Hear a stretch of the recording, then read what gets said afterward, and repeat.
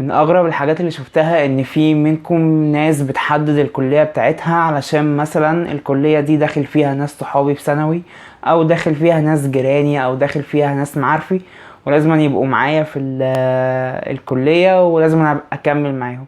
يعني في ناس كمان بتحول من كلية لكلية للسبب ده بس ده غلط بجد. الناس دي انت هتقابلها في اجازة، هتقابلها في حاجات كتير، مش لازما تبقى هم الناس هم اللي هتكمل معاهم في الكلية اللي كانوا معاك في ثانوي. نفترض دخلت معاه الكلية بس الكلية فيها اقسام مختلفة او شعب مختلفة، وهو دخل شعبة او قسم غير القسم بتاعك، ساعتها هتعمل ايه؟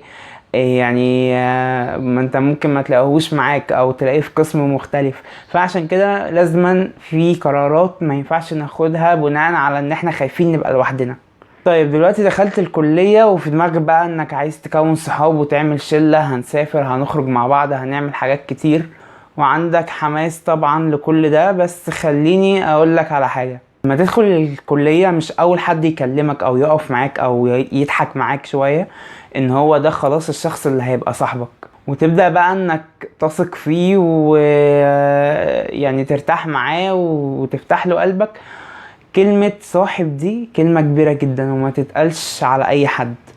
فبلاش الحماس الاوفر ده وتفضل تبص لبعيد وتتخيل ان هو ده الشخص خلاص ما دام اتكلمتوا مع بعض من اول يوم هو ده بقى اللي هيبقى صاحبك طول ال4 سنين او طول الايام اللي هتقضيها في الجامعة. حقيقة ان احنا كلنا فترات في حياة بعض، وكل مرحلة عمرية هتلاقي فيها ناس مختلفة. مستحيل تلاقي حد مكمل معاك من شبابك لحد ما تعجز. نادر جدا لما حاجة زي دي بتحصل. الدنيا بتلف واحنا كلنا عمالين نلف فيها، مستحيل حد يفضل ثابت معاك لحد طول العمر. فنصيحة: بلاش عشم اوفر في اي حد يتكلم معاك في الكلية، او مفيش مشكلة تزود معارفك وتتعرف على ناس في الكلية وتقف هنا وهناك وهزر مع كل الناس، بس اللي تقول عليه صاحبك بجد هو الشخص اللي يكون حصل ما بينك وما بينه مواقف، وقف جنبك في حاجات، في مواقف حصلت ما بينك وما بينه بره الجامعة او بره وقت الدراسة. ده اللي فعلا يستحق كلمة ان هو صاحبك. انما ما ينفعش تقول كلمة صاحب دي على حد جاي يقضي معاك شوية وقت جوه الجامعة، تهزروا وتضحكوا، وبعدين خلاص لما بتروح خلاص كل حاجة انتهت. دي بيتقال عليها زمالة، أصدقاء دراسة، مش أكتر يعني أنا لحد دلوقتي بعتبر كل اللي اتعرفت عليهم في الكلية إن هما مجرد أصدقاء دراسة مش أكتر. رغم إن أنا أكلت معاهم عيش وملح وسافرنا مع بعض وخرجنا مع بعض وكده، بس يعني لحد دلوقتي ما حصلش المواقف فعلا اللي هي تخليني اقول عليهم ان دول صحابي، او ان اديهم لقب صحابي. يعني انا بعتبرهم ان هم لحد الان اصدقاء الجامعة بس، بديهم المسمى ده. لكن امتى اقول على حد فيهم صاحبي؟ لما الاقيه واقف جنبي في كذا موقف او في مواقف كتير في حياتي، وبنعمل حاجات كتير سوا غير ان احنا بنتكلم في حدود الجامعة بس. فمش اي حد بيقضي معاك ساعة من وقتك وخلاص كده الدنيا خلصت فتقول عليه صاحبك. اللي عايز يعني اوضحه ان مش لازم خالص تعمل صحاب من الكلية، انما ممكن تعمل معارف وناس تتبسط معاهم جوه الكلية. مفيش مشكلة لو حصل وتعرفت على حد منهم ولقيت ان الشخص ده واقف معاك في مواقف صعبة ومواقف حلوة معاك في اي حاجة وعلى طول بيسأل عليك على طول جنبك، هو ده فعلا اللي تقول عليه صاحبك وتبقى صاحب دراسة وصاحب في حياتك عموما. لما تدخل الجامعة وتخلص هتصدق الجملة اللي انا قلتها في الفيديو ده، ان كلنا فترات في حياة بعض، وكمان محدش بيدوم لحد. فكلكم اتبسطوا بوقت الجامعة والوقت اللي بتقضوه مع اصدقاء الدراسة جوه الجامعة. ما تديش كلمة صاحب دي لأي حد قضيت معاه وقت جوه الجامعة تقول عليه خلاص ده بقى ده صاحبي، ده اخويا، ده البيست فريند بتاعي. فلا، مش اي حد يستحق انك تقول عليه صاحبي والله.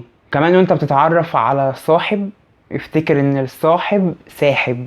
بجد دي كلمة حقيقية جدا، ومش في الصحاب بس، في اي علاقات عموما هي بتسحبك لحاجات. كل حد بتعرفه في حياتك هو بيسحبك لحاجة.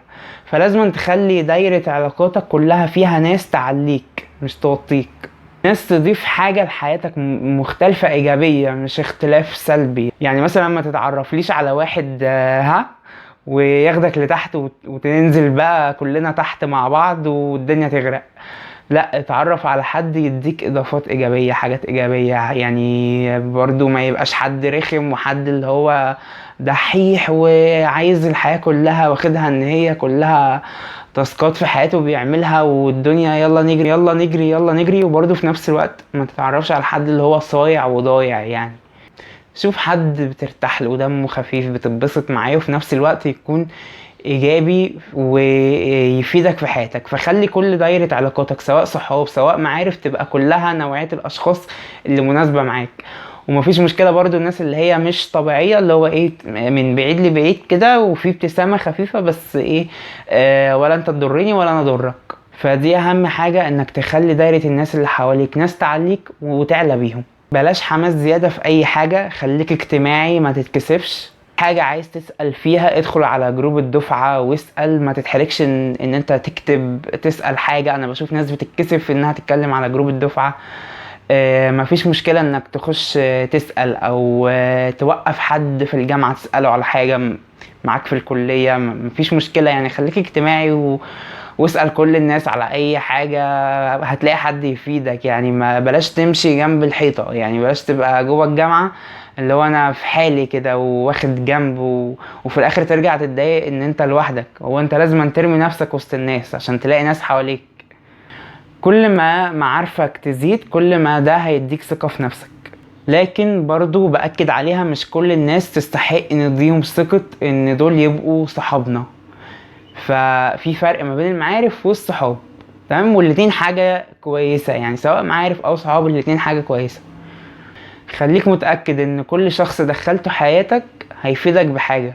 طب هل ان الاقي صاحب جوه الكلية دي عايزة خطة يعني وتدريب وكده يعني، ولا ايه بقى؟ عشان احط استراتيجية لنفسي ان انا اكون صحاب واقعد ادور ازاي اكون صحاب وكده؟